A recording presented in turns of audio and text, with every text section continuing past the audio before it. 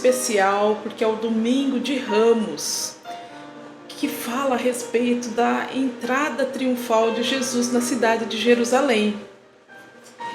E justamente hoje, Deus colocou no meu coração de compartilhar com vocês alguns segredos, algumas coisas que eu tenho aprendido nos últimos anos que me levaram a tomar a iniciativa de formar esse projeto chamado Florescendo no Deserto 21. Por que esse nome, Florescendo no Deserto 21? Florescendo no Deserto fala de um movimento de você florescer, de você ser uma pessoa produtiva, ativa, que alcance o seu ápice, o seu esplendor, mesmo passando por situações adversas. E eu tive essa inspiração de Deus para fazer este grupo, porque havia escrito um livro que se chama Florescendo no Deserto 21. Esse livro já está pronto, só ainda não foi lançado, mas Deus me mobilizou a escrever, né, a respeito de como florescer passando por uma situação desértica. E em 2019, no finalzinho de 2019, nós tivemos aí o início da pandemia da Covid-19. E foi um ano muito difícil, né? 2020 foi um desafio mundial, né? Muitas pessoas tendo que lidar com uma doença nova, um vírus que se espalhou rapidamente pelo planeta todo. Foi um período onde muitas pessoas morreram, perderam parentes, perderam emprego. E eu entendi que 2020, com a pandemia da Covid-19, o mundo entrou num período desértico. Um período difícil, um período de desafios. E Deus falou para mim: Adriana, tá na hora, monta o grupo. Então eu abri um perfil inicial, né, no Instagram, Florescendo no Deserto 21. E os anos passaram, a pandemia até deu uma amenizada agora. E Deus me constrangeu mais uma vez a iniciar algumas atividades nas redes sociais. Eu falei: mas Deus, eu não gosto de ficar fazendo vídeo, né? Eu fui relutando, eu não queria. Confesso que não queria. Até que eu recebi uma palavra de Deus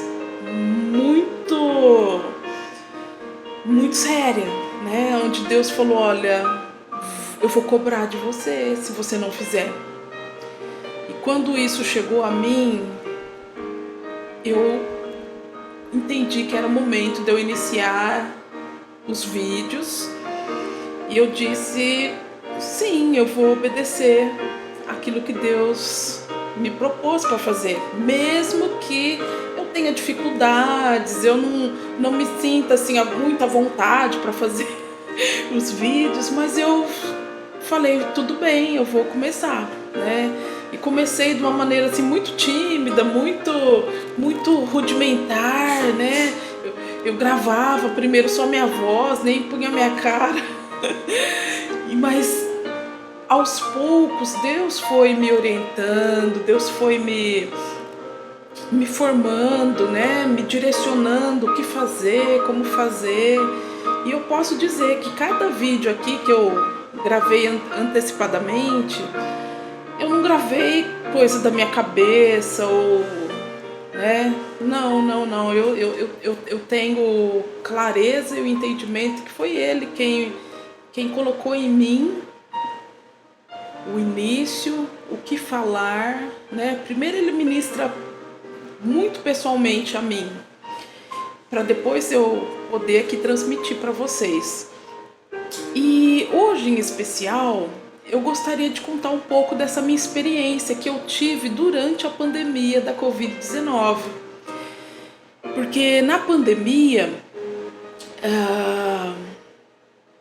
Eu tive o entendimento, isso aqui é a minha opinião, tá? De que o mundo passou por uma convulsão, né? Foi algo que abalou o mundo todo. E nessa crise sanitária, nessa crise da saúde, ela afetou várias coisas. Ela afetou a economia, ela afetou a saúde, ela afetou as relações das pessoas, né? Porque promoveu o isolamento social.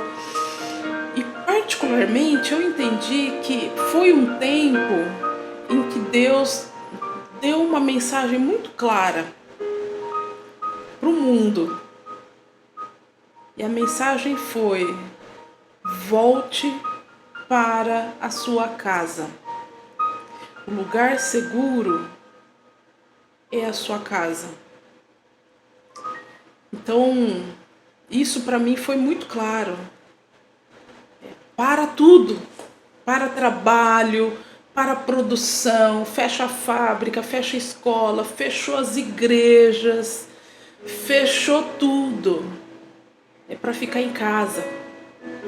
E isso para mim significou um movimento de você voltar para a sua casa, o seu lugar de segurança. Volte para a sua família.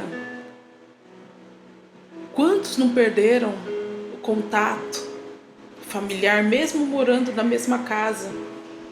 Pessoas que passam horas no celular, mas olhando a tela, mas não olha o pai, não olha a mãe, não olha os irmãos, não olha a casa. E o movimento foi: volte para casa. E a casa fala também a respeito das nossas vidas. E Jesus estava dizendo para nós: volte para a sua casa. E entendendo este movimento, eu fui para minha casa, né?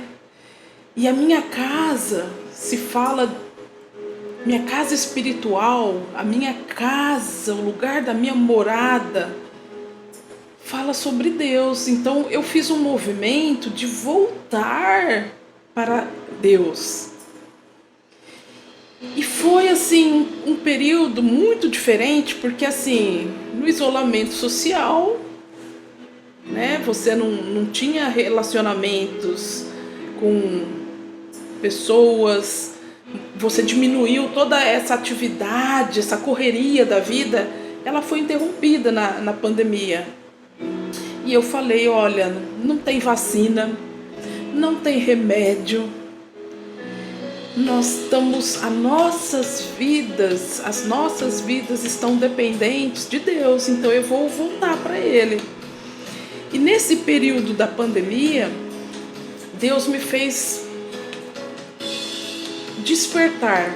Eu passei por um processo que eu chamo esse processo de literalmente de despertar, de acordar, sabe? Desperta, né? E é sobre isso que eu gostaria de falar. Eu gostaria de compartilhar esse despertar que Deus fez na minha vida com você. Porque esse despertar, ele transformou a minha vida. Transformou a maneira de eu lidar com tudo. As pessoas, com o trabalho, com o próprio Deus, as diversas situações da vida, elas foram transformadas por esse despertar. E eu gostaria então de compartilhar com você, porque esse despertar, ele literalmente foi um despertar no acordar de manhã. Então o que aconteceu? Deus começou a me despertar, acordar cedo, mas muito cedo, às vezes 5h30 da manhã. Deus me despertava, eu olhava para a janela e falava assim: mas Deus, ainda está escuro, né? Por que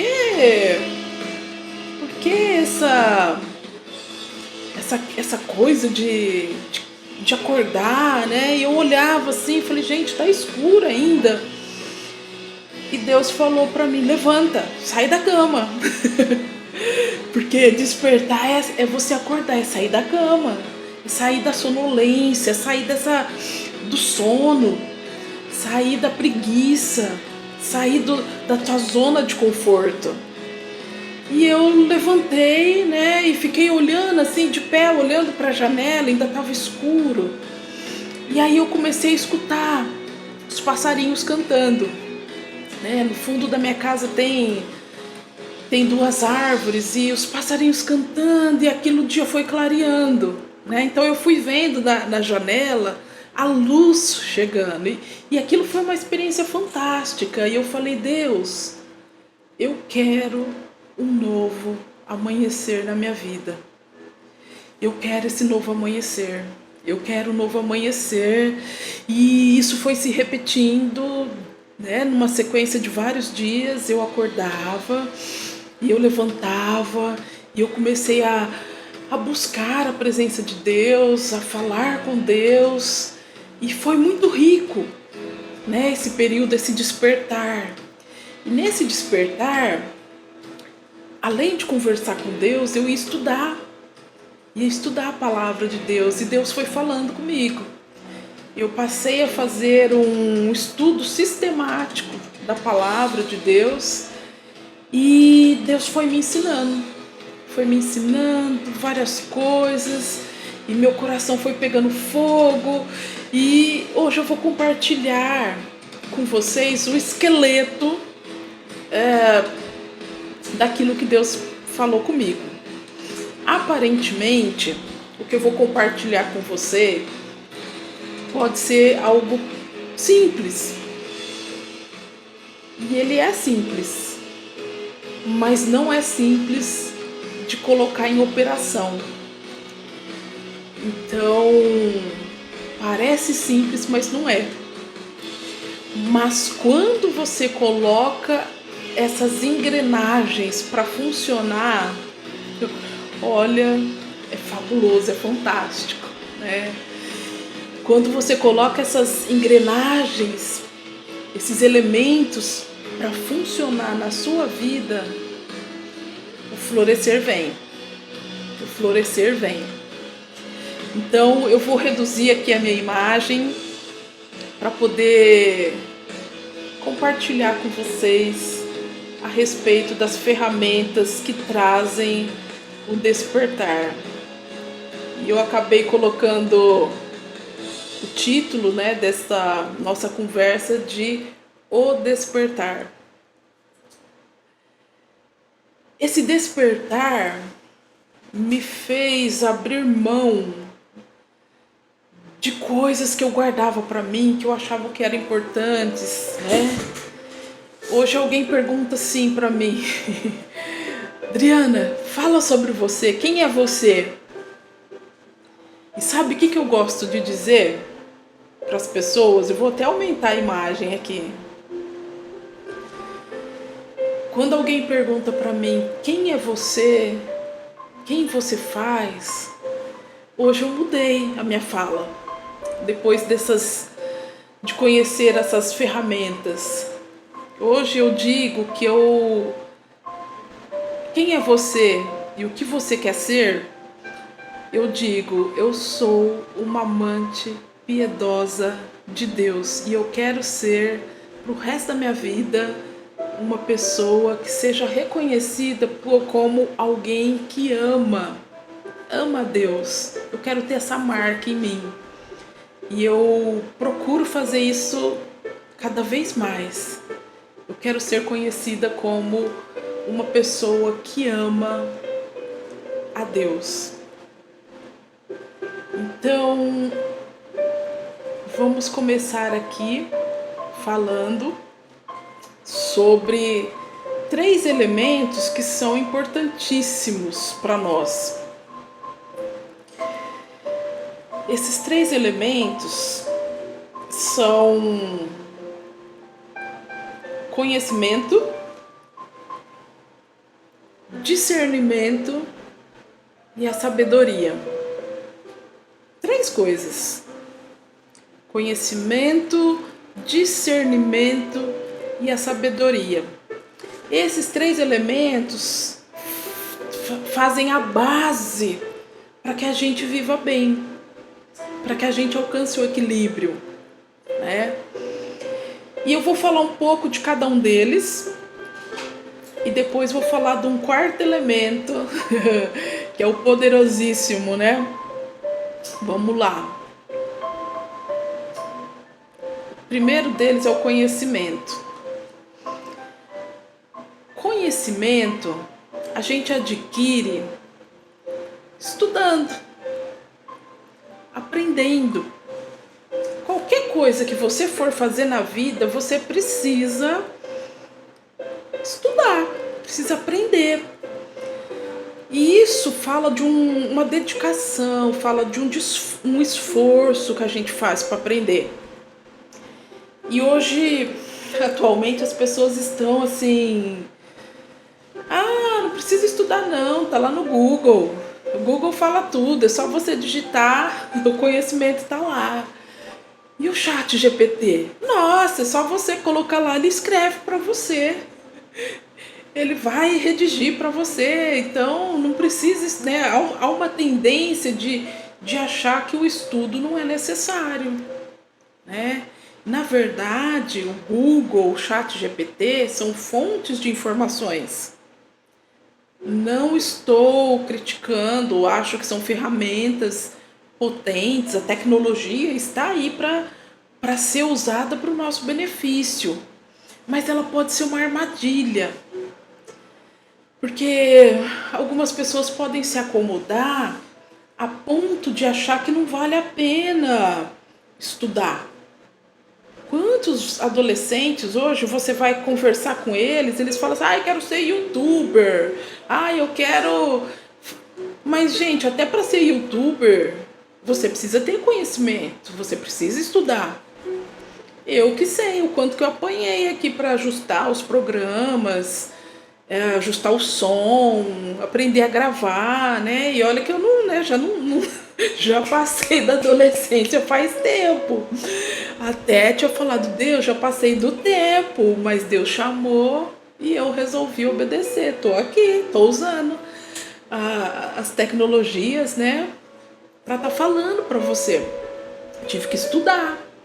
Isso fala de dedicação, de tempo. E esse aprendizado, esse entendimento, ele é teórico.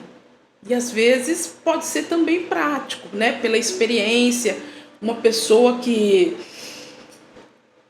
trabalha na prática, fazendo, executando certas atividades, ele vai aprender. Mas também ele precisou investir a sua ação, o seu empenho, né? A sua dedicação nos estudos ou na prática, na execução de uma determinada tarefa. E o conhecimento a gente consegue estudando livros, lendo manuais, lendo teorias, né? Você consegue adquirir conhecimento fazendo cursos. E eu gosto de estudar, eu gosto de aprender. Acho isso fundamental, né? Como educadora, né? Eu gosto sempre de estar aprendendo e aperfeiçoando o conhecimento.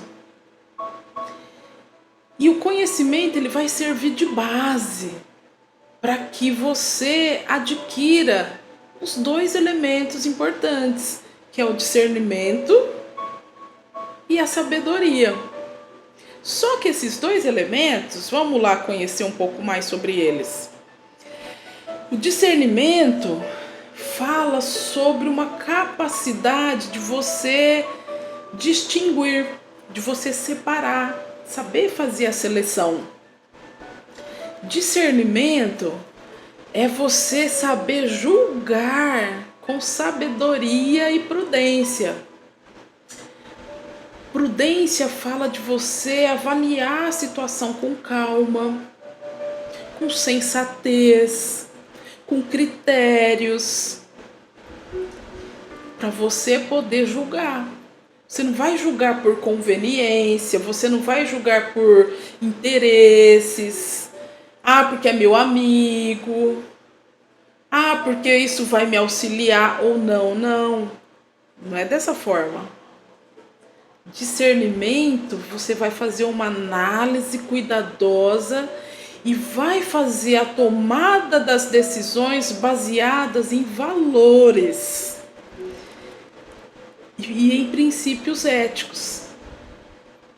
É muito diferente do que a gente tem visto por aí.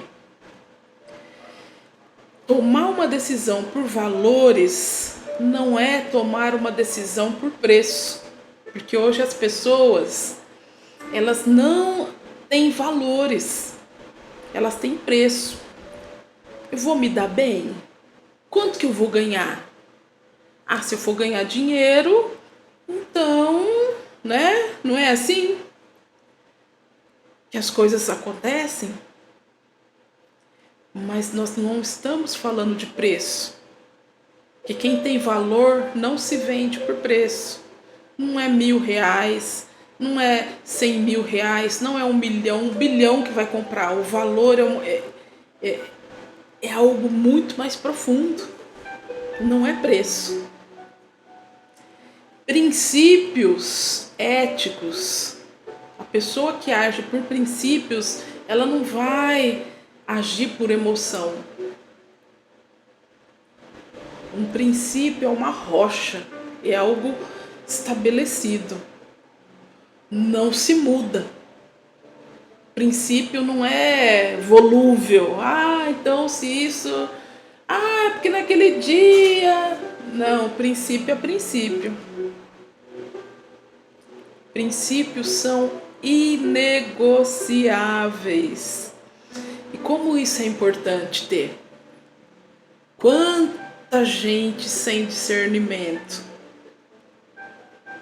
entra em cada fria, cada problema, é dívidas, é situações, é brigas, é porque faltou discernimento, faltou valor, faltou ética, faltou analisar com critérios antes de tomar uma decisão. E a segunda ferramenta importantíssima nessa tríade é a sabedoria. A sabedoria, ela é o conhecimento aplicado de forma prática e útil. A sabedoria é o conhecimento em ação. Você colocar em ação o conhecimento, é fazer a gestão do conhecimento. Olha que lindo!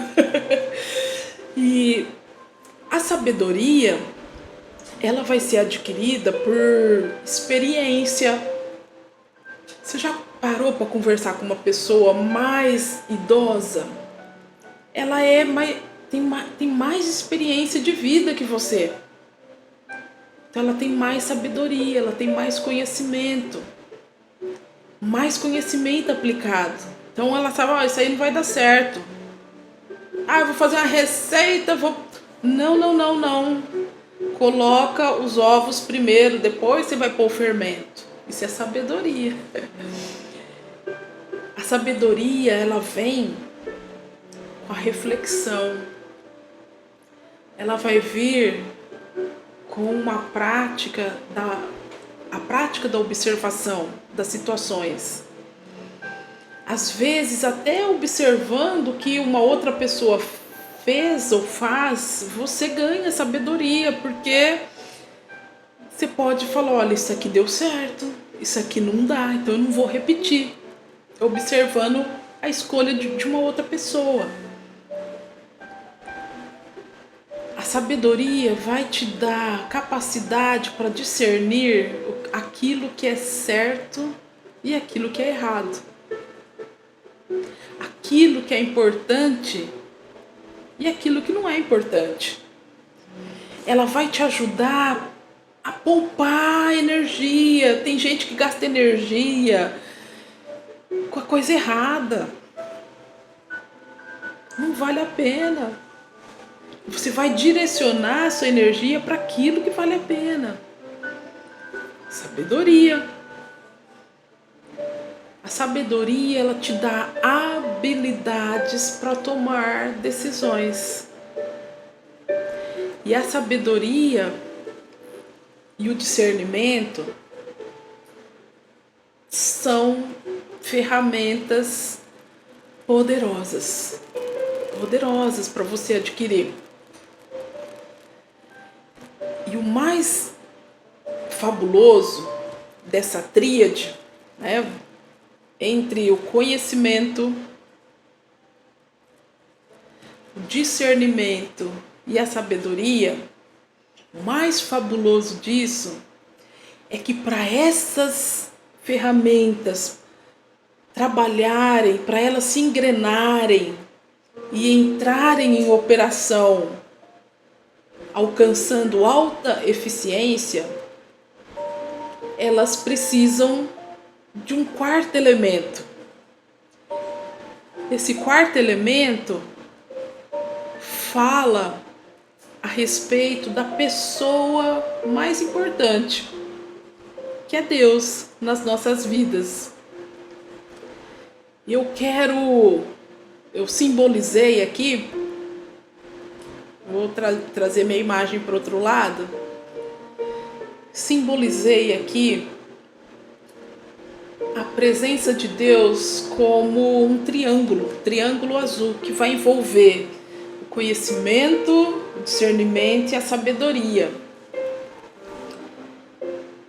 Tudo isso só vai funcionar para aquela pessoa que foi enxertada na oliveira verdadeira.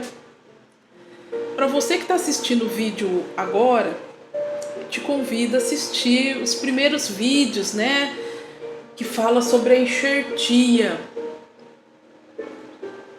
Isso aqui só vai funcionar se você for enxertado no reino de Deus.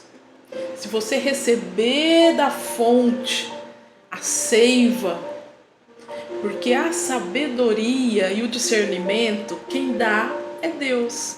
E para você receber, você tem que estar enxertado nele. E Deus é a fonte da sabedoria.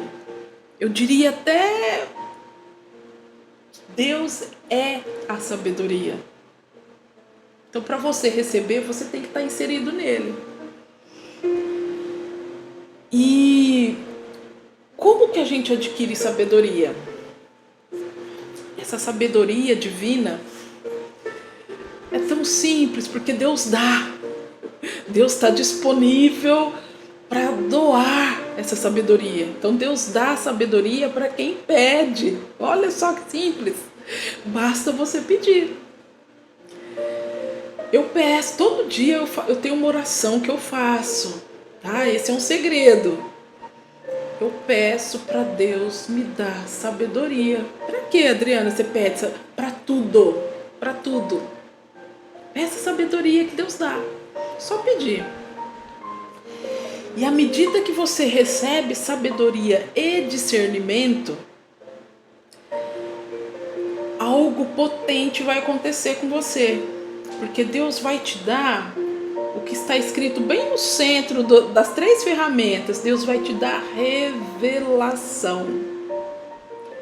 Quem tem sabedoria e discernimento, ele vai ter revelação para escolher aquilo que é certo, para saber separar, para saber distinguir o que é luz, o que é trevas, o que é bom, o que é ruim, baseado em valores, baseado em princípios, baseados na ética divina, não na ética rasa, né, da ética tortuosa, não. Princípios, valores. E isso faz toda a diferença na sua vida, toda a diferença. Eu comecei a aplicar isso em mim e eu tenho colhido frutos. E eu até teria vários exemplos para dar. E ontem eu estava pensando numa aplicação prática disto, e eu vou compartilhar um exemplo que aconteceu comigo. Talvez dois, tá? Mas pelo menos um eu compartilho hoje com vocês. Porque quando a gente anda sobre o governo de Deus, pedindo sabedoria, pedindo discernimento, Deus vai te dar revelação e você vai ampliar a sua visão. Com a visão ampliada, você vai tomar as decisões corretas. Porque tudo na vida são decisões que a gente toma. E tomando as decisões corretas em todas as áreas da sua vida, você vai alcançar a prosperidade. Muitas pessoas correm atrás de dinheiro. Vou aumentar aqui minha imagem. Isso aqui eu vou aumentar porque é importante eu falar. Tem muita gente correndo atrás de dinheiro. Quer ganhar dinheiro, quer enriquecer. E passa a vida pra lá e pra cá, dando cabeçada. Às vezes escolhendo até caminhos tortuosos para correr atrás de dinheiro. E eu vou te dizer uma coisa. Não é o dinheiro, não é o ouro e não é a prata que você deve ficar correndo. Isso não é riqueza. Parece loucura, mas não é. As maiores riquezas não são dinheiro, prata e ouro. Não são. E muitas vezes a gente é levado a ter uma vida que passa a viver em função disso. Dinheiro, ganhar ouro, prata. E eles não são as maiores riquezas da vida. Não são. Não estou dizendo que não é bom ter dinheiro. Claro que é bom, né, gente? Mas ser próspero não significa ter dinheiro, ter ouro, ter prata. Não. Ser próspero significa você estar fazendo a vontade de Deus. Quando você faz a vontade de Deus, você é próspero. O dinheiro, a bênção, vai ser apenas uma consequência. A maior riqueza que nós temos que buscar é a sabedoria. E como eu disse, a sabedoria é o próprio Deus. Se você buscar a sabedoria, você estará buscando a maior riqueza que existe. E a consequência vem. A consequência vem. Eu gostaria de contar um exemplo que eu passei.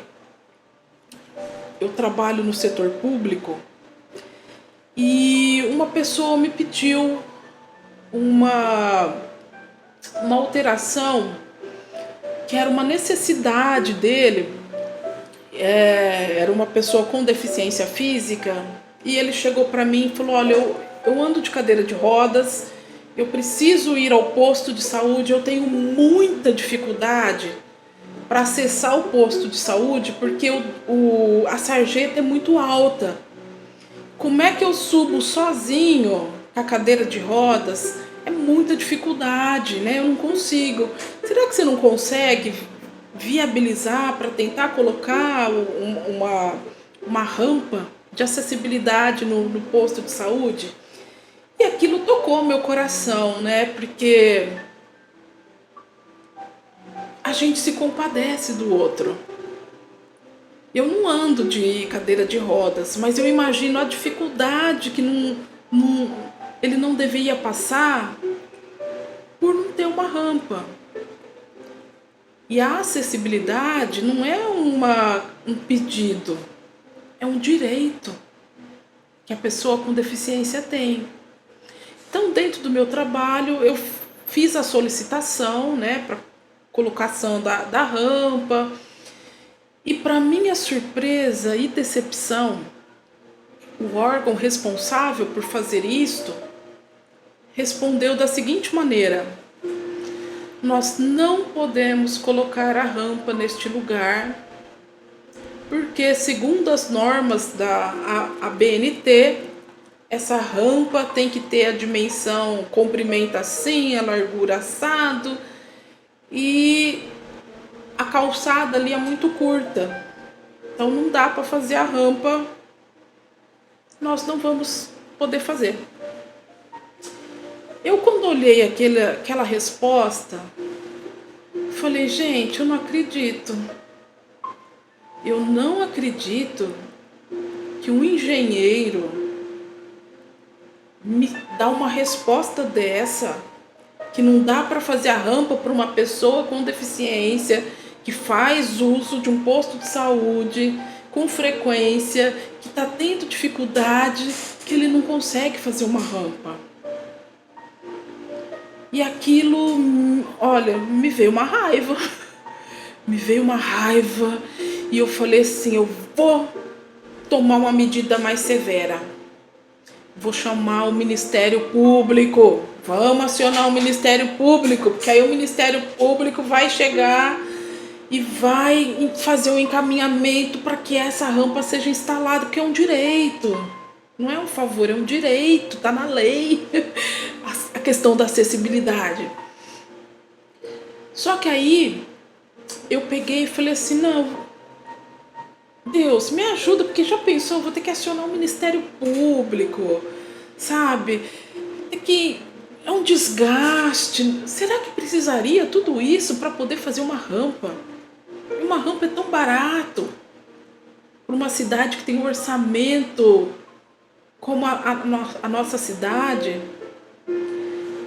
Ali no meu trabalho, eu abaixei meus olhos e falei, Deus, me dá sabedoria para resolver esse problema. Porque eu sei da necessidade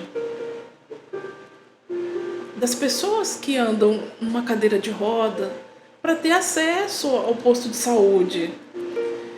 Me ajuda a resolver isso sem ter que mexer com o Ministério Público. Vai ser demorado. E aí, queridos, Deus falou assim para mim, entra no Google Maps e olha a imagem da entrada do posto de saúde. Aí eu peguei, entrei no Google Maps, olhei a rua, fui lá, né, que você tem toda a imagem. Olhei o portão de acesso ao posto. Quando eu olhei no portão de acesso ao posto, eu olhei e falei assim, não, realmente, a calçada era curta para poder fazer a rampa na dimensão que teria que ser. Eu falei, eu não sou engenheira, mas se a gente afastar o portão, é possível alcançar a dimensão da rampa, conforme tem que ser. Aí eu resolvi escrever de novo para a pessoa que deu a negativa. Falei, olha, eu compreendo que não é possível fazer a rampa porque a calçada é estreita, mas é possível a gente afastar o portão, né? A gente fala, tem até um termo, né? Eu não estou lembrando exatamente agora, mas assim, recolher o portão, se você internalizar o portão no terreno, um pouquinho, você consegue fazer a rampa. E aí eu reencaminhei o pedido, sugerindo para o setor de engenharia fazer a rampa usando essa estratégia. Para minha surpresa, eu passei em frente a esse posto de saúde. Gente, a rampa estava lá, eles construíram a rampa. Gente, era algo simples, né? Mas para mim foi assim, puxa, Deus me deu sabedoria para resolver um problema que um engenheiro, que é um técnico, né, especializado para fazer construção, ele não tinha visto essa saída. E hoje esse posto de saúde tem a rampa de acesso. E isso aconteceu porque eu ousei pedir sabedoria para Deus para resolver um problema. E isso acontece, né? A engrenagem vai funcionar. Você tem o conhecimento, a sabedoria e o discernimento. É tão potente quando Deus faz isso operar dentro de você, que algumas pessoas vão chegar para você contando mentiras, né?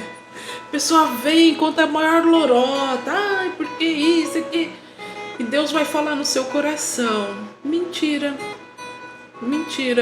Tem gente que vem contar mentira para mim, ó.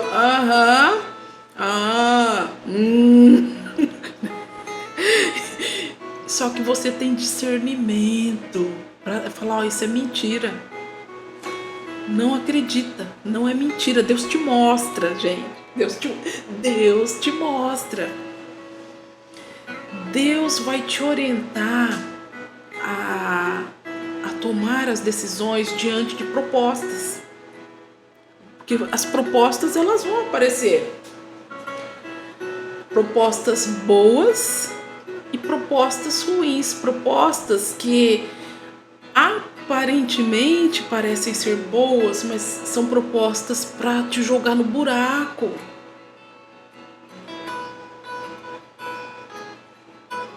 Talvez é uma proposta que vai te resolver, vai quebrar um galho ali na hora, né? Mas futuramente vai arrancar o tronco. Então, quando esta engrenagem sob a influência de Deus começa a funcionar em nós, nós vamos aprender a fazer decisões. Decisões na sua casa, decisões no seu trabalho, decisões na sua vida pessoal. Deus, devo fazer isso? É bom? É um caminho correto? É um caminho de retidão? Eu vou saber, eu vou discernir o certo do errado. Eu vou discernir quando a proposta é uma cilada. Ó, cai fora. Cai fora. Eu vou saber escolher os caminhos, em que direção andar, onde investir, o que falar. A hora de silenciar. Quantas vezes Deus chegou para mim e falou, Adriana, silêncio, fecha a boca, fica quieta, só assiste, só assiste. Tem situações que é só assistir, fica quieto, não é hora de falar, né? Então é esse o esqueleto que eu considero palavras estratégicas, palavras-chave para você.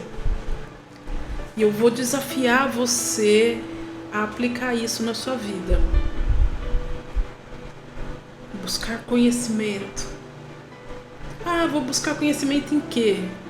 Na sua área, na sua profissão, naquilo que você gosta, nas suas habilidades,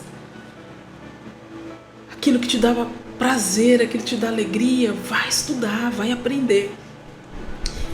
Juntamente com isso, você vai buscar a sabedoria e o discernimento, que só Deus pode dar.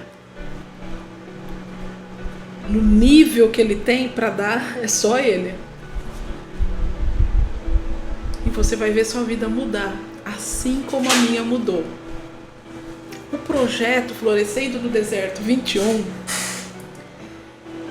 ele tomou um outro rumo agora, né? Eu passei a fazer os vídeos e dei uma fundamentada falando sobre a enxertia e falando sobre oração, porque essas duas coisas atraem a sabedoria para você. Então a base você já tem. E eu quero te convidar a continuar conosco para nós aprendermos juntos, para nós continuarmos aprendendo como florescer no deserto. Porque quem floresce no deserto, floresce em qualquer lugar. Eu quero deixar com você um convite para continuar nos acompanhando, se inscrevendo no canal do YouTube. Também tenho a conta no Instagram, onde eu compartilho fotos, compartilho algumas reflexões e compartilho também algumas palavras de sabedoria que eu tenho recebido. E como às vezes eu desenvolvo, através do Espírito Santo agindo em mim, a sabedoria. Então, o convite está feito. Venha caminhar conosco nessa jornada magnífica que é o reino de Deus. Quero deixar um grande abraço com você. Desculpe se hoje a conversa foi um pouco longa, mas eu achei que valeu a pena. Um beijão.